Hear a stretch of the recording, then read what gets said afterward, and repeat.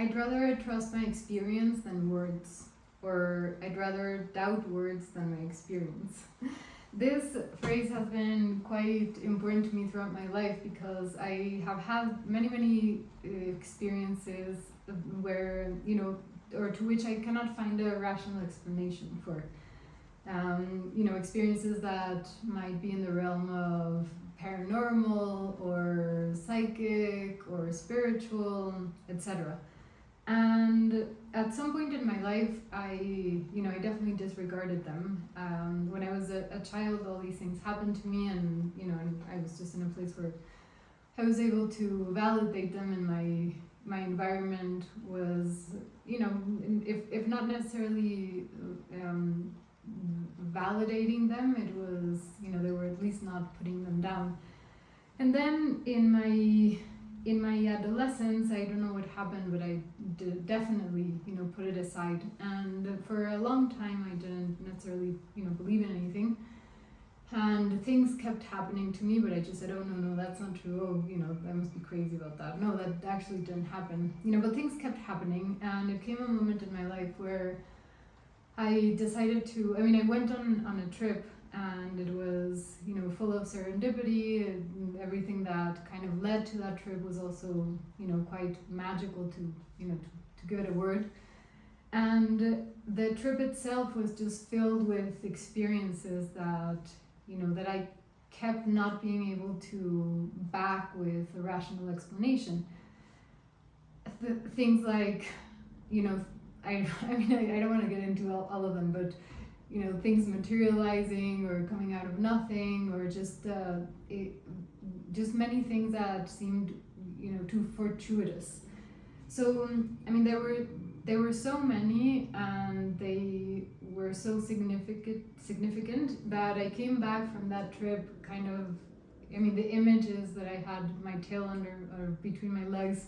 I was looking at the sky, kind of saying like, okay, I get it. I get it. It's it's true. These things happen, but where do I study all of this, or how do I find information? I had never meditated in my life. I'd never, I was not. I didn't grow up in a religion necessarily. I didn't have a spiritual path, or at least not consciously, and I started one. I started going to body mind therapy, and it was completely transformative. My body even changed. I started studying different spiritual paths, and they just really clicked with me. And what do I mean by they really clicked with me? Whenever I would learn a practice that, my measure for knowing that it was a practice that I resonated with or not is because I had such a physical impact of the energy of the practice. And as I said, I didn't have any knowledge of it. I had never meditated in my life. And I would just feel these practices so physically, and I would have all these experiences, and visual experiences, and physical experience, energetical. So I started kind of gathering a map of all the things that, that I was sensing, to a point where I definitely understood that these things were real, that my experience beyond the physical was definitely something that was happening, and and the rest is history. But fast forward to a couple of years ago, when at that moment in my life, I was I had a decent career as an actor. I was an artist as well. I am. I was graduating from becoming a body-mind transpersonal therapist, and I had this dream that I talked about in the first video I made in this channel as well. But I had this dream of this man that I had never met. At least I didn't remember meeting him or knowing about this person. And a few weeks later, I found out that they were a real person. And I decided to leave my life behind and travel the world to meet them, or try to meet them. And this meant that I donated most of my belongings. I closed down my house. I left my career. I just left because I decided to trust my experience. I decided to, it was impactful enough for me to decide to take it as a sign. And it opened so many doors, and it was just, beyond words. You know, it was just beautiful and amazing, and it has led me to this place where I am today. And in retrospect, or from the outside, it could have seemed as a crazy choice. You know, I had everything in place. Why was I going to leave it for something completely unknown and a complete uncertainty?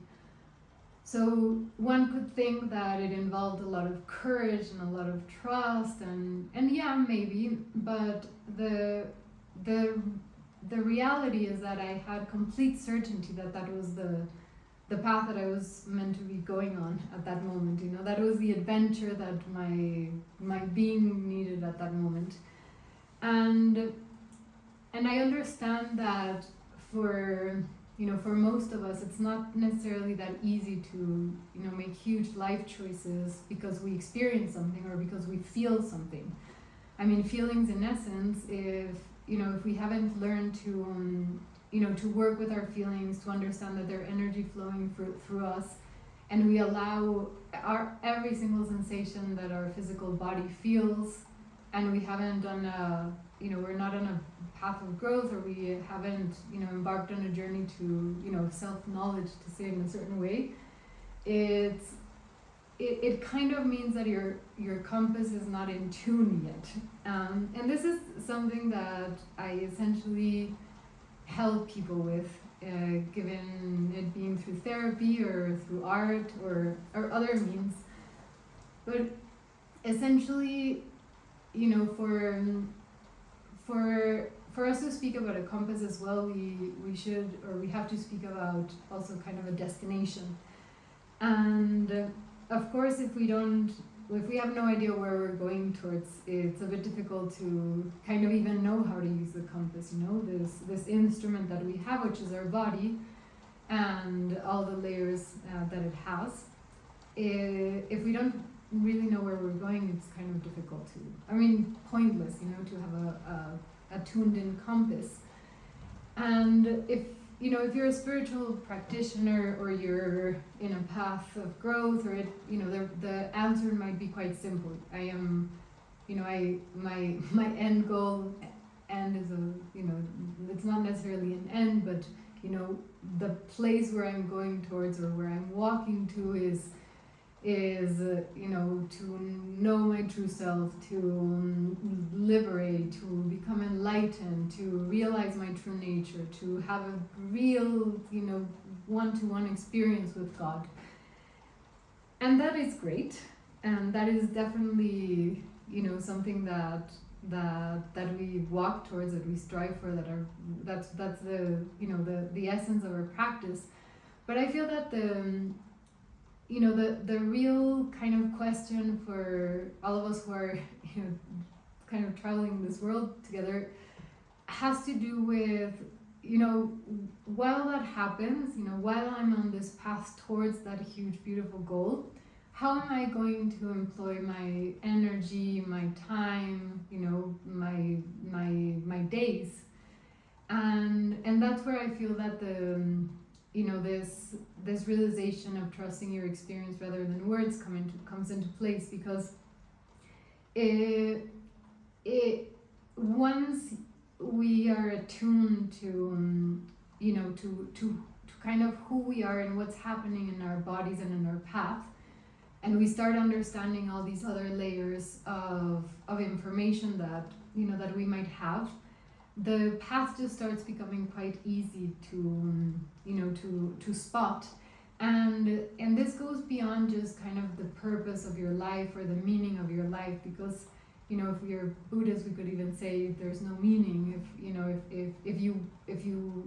If you have a very clear and set purpose that that has to do with with humanity, it's quite beautiful, but it's also something quite kind of anchored in this reality.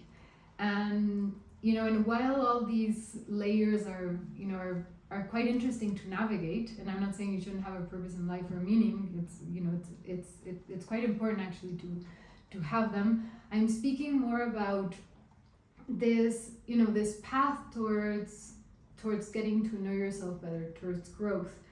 And if we are attuned with who we are, it's much easier to start trusting our experiences. And we could talk about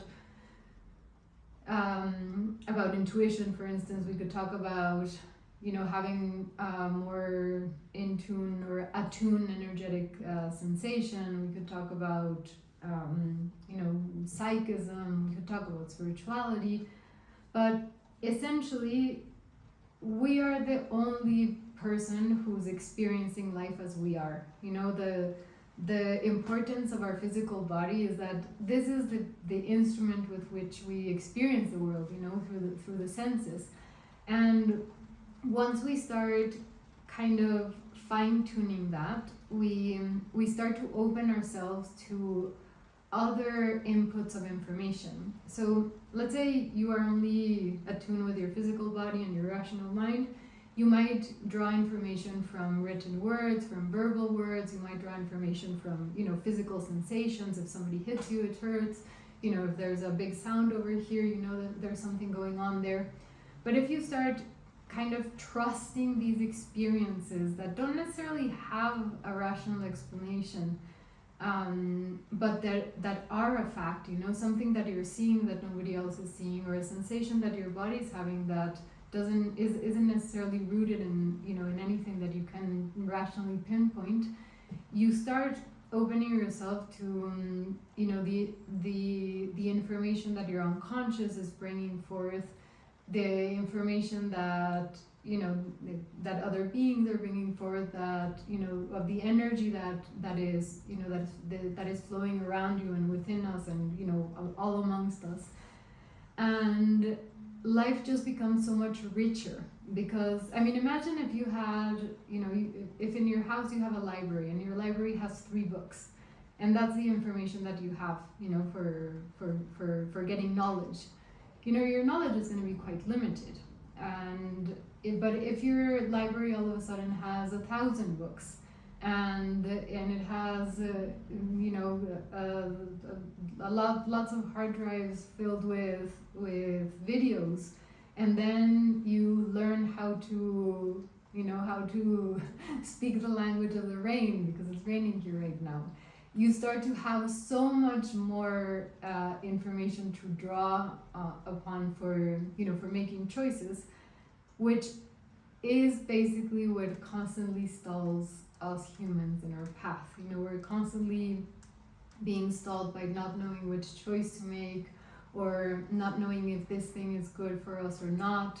You know, not knowing if we should text message our partner when we just broke up, not knowing if, you know, when everybody says you shouldn't do it, but I really feel that I should do it, should I do it? And of course the answer is not that simple, because you know, each experience is nuanced, and, you know, when we get into the topic that I was talking about just now, about, you know, how attuned or how in tune is this compass of yours. But starting to trust these experiences, even if somebody around you thinks you're crazy for them, even if, you know, if the context in which you are living doesn't necessarily validate them, it's the only way to start looking at them. You know, you will never be able to see a UFO if you don't believe in UFOs.